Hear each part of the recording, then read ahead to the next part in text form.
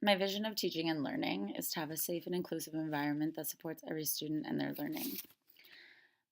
To be able to make learning fun and engaging while integrating subject areas to better their learning while they are able to make real life connections. To be a caring and compassionate teacher who is a lifelong learner and bringing new pedagogy into the classroom. Implementing differentiated instruction to better my quality of teaching and learning for each student and their individual needs, and to be able to assess children through assessment for, as, and of learning throughout every unit. So the first week we're going to look at is week 2, and in this week it discusses how the importance of ongoing research. This is always important for an educator to know where to find information and how to look at if the information is valid or not.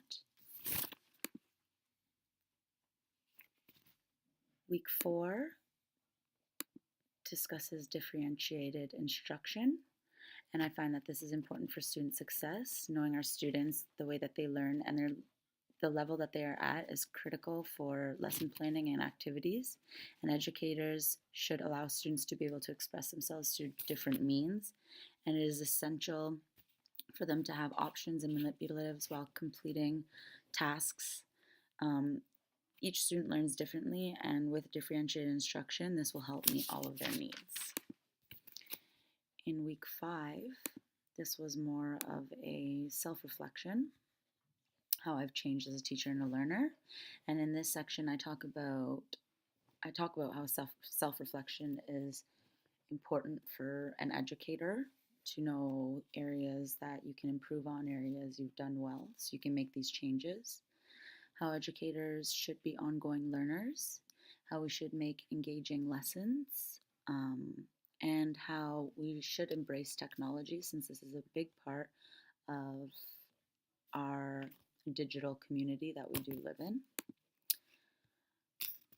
Week 6 is about assessment and how test quizzes and exams are not the best form of evaluating students, and also how stakeholders do believe this as well.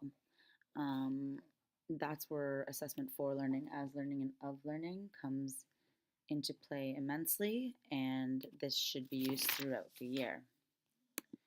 Week 7 and week 8 talk about classroom management. Of course, classroom management is always important, and the American Psychological Association gives 8 guidelines that should be followed, and I agree with these 8 guidelines listed here.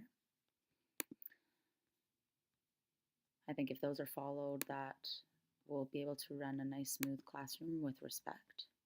And lastly, week 9 is also a self-reflection, discusses areas of growth as an educator and learner and how we'll develop these areas.